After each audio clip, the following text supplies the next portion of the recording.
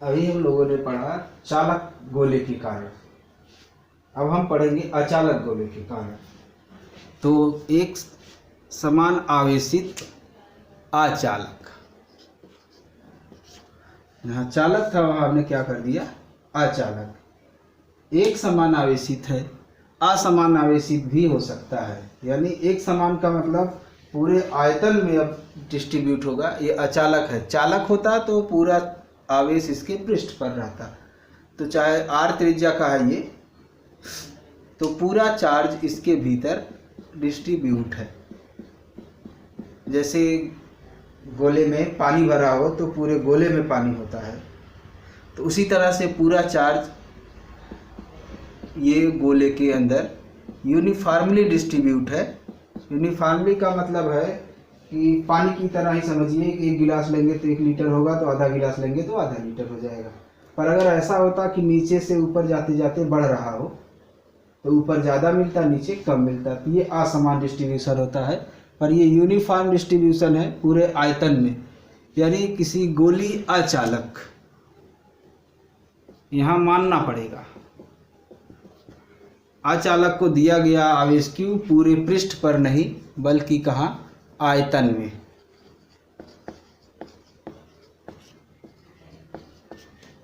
एक समान रूप से वितरित है, असमान वितरित भी हो सकता है, पर हम लोगों के जो सिलेबस है उसमें एक समान वितरण ही है।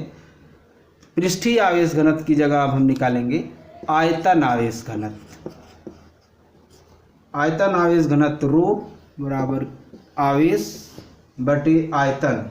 इस गोले का आयतन त्रिज्या r है, तो 4/3 पाई r क्यूब।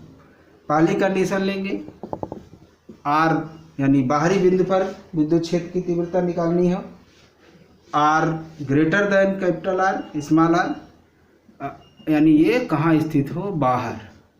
सेम है ये पहली कंडीशन का जो क्या कहते हैं, पहली और दूसरी कंडीशन का डेरिवेशन सेम चालक गोले की तरह है।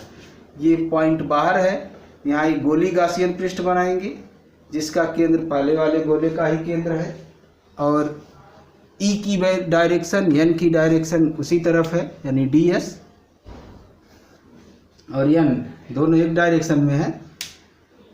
तो गास के नियम से फ्लक्स फाई निकालेंगे, इससे संबद्ध कुल flux phi E dot DS बराबर 1/ε0 Q इन। Q इन का मतलब इसके अंदर का कुल चार्ज, और इसके अंदर का कुल चार्ज मतलब इस गोले को दिया गया कुल आवेश, और वो है Q, यानी 1/ε0 Q, 1/ε0 Q, 1/ε0 Q। Left hand side same उसी तरह से है, E डॉट DS समांतर है ये, E DS cos 0 का मान 1, E कांस्टेंट है बाहर कर लिया गया, DS मतलब इस पृष्ठ का क्षेत्रफल हो जाएगा, पूरा सब इंटीग्रेट करेंगे तो 4πr² 1/ε0 Q इंटू Q, तो ये वैल्यू यही आई। अगर हम Q को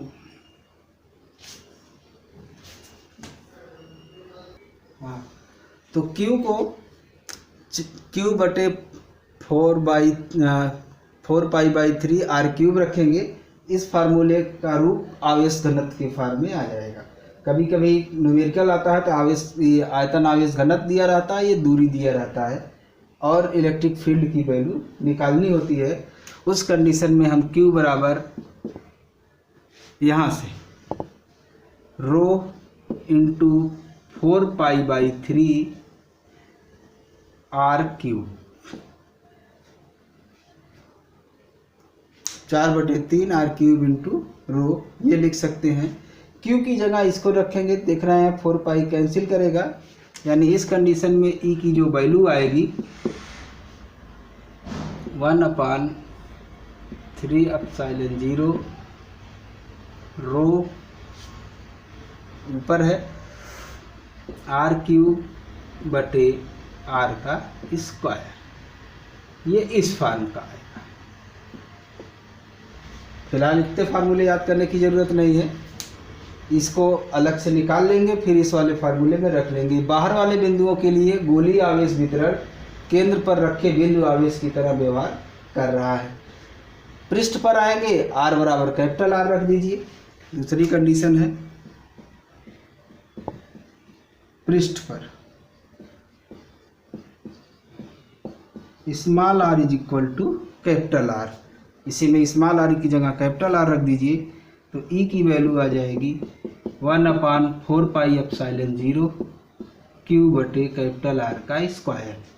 तो पहली दूसरी केस बाहर और गोले के पृष्ठ पर चालक का और अचालक का सेम है, कोई परिवर्तन नहीं होता है, क्योंकि ये पूरा चार्ज या तो पृष्ठ के गॉसियन पृष्ठ के अंदर हो रहा है, हाँ दोनों कंडीशन में गॉसियन पृष्ठ के अंदर हो रहा है।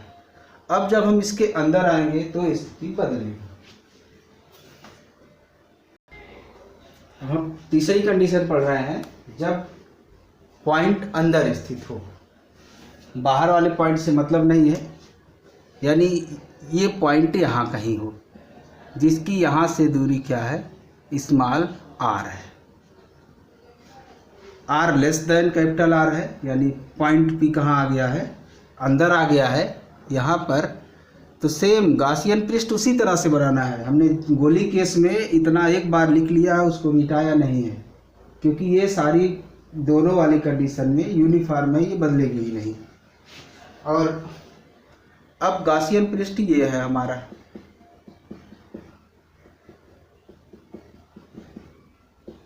चालक वाले केस में क्या हुआ था कि इसके अंदर चार्ज 0 हो गया था। अब इसके अंदर चार्ज 0 नहीं है, कहीं पर भी एक ds हम बनाएंगे यहाँ पर, इलेक्ट्रिक फील्ड बाहर की तरफ, ds का यूनिट वेक्टर बाहर की तरफ, मतलब ds और e दोनों एक दूसरे के समांतर होंगे, सिमेट्रिक है एकदम ये सरफेस, तो हर पॉइंट पर इलेक्ट्रिक फील्ड की वैल्यू यूनिफॉर्म होगी। बस फर्क यही है, E डॉट ds बराबर 1/ε0 क्यू इन है। ये साइड सेम टू सेम है, E इंटू 4πr² आएगा। यह हम ऐसे लिख देते हैं, इंटीग्रल E ds cos 0 बराबर 1/ε0 Q in. E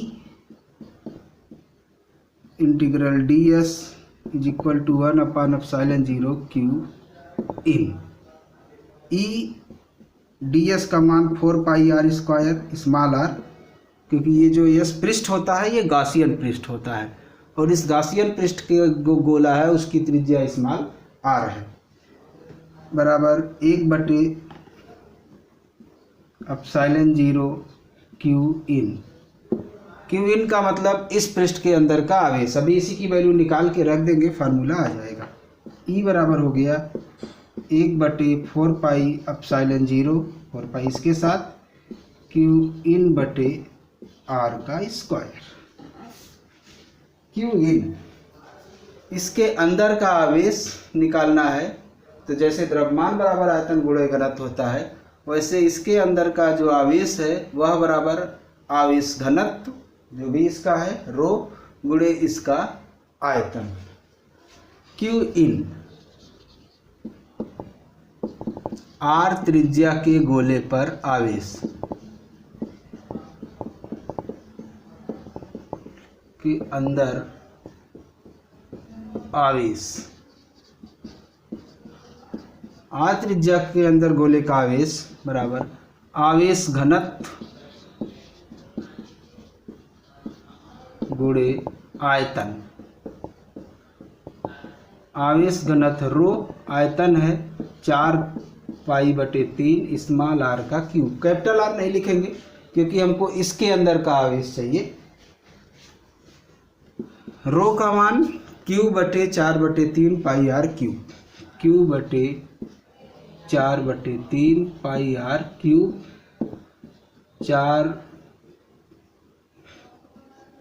4π/3 small are की घाते 3। देखेंगे 4π/3 कैंसिल हो जाएगा, Q स्मॉल आर क्यूब बटे capital R cube. Q in का मान यहाँ पर रख दीजिए। दिस इंप्लाइज E बराबर आ गया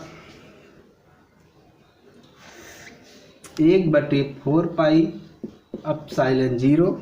क्यू इन का मान क्यूब बटे capital R cube, R square cancel हो जाएगी, केवल एक घात बचेगी, यानी ई बराबर आ गया 1/4πε0 क्यू आर बटे आर की घाते 3। अंदर के लिए ये फार्मूला है। क्यू का मान पूरा आवेश घनत्व गुणे पूरे गोले का क्या कहते हैं आयतन रख के निकाल सकते हैं।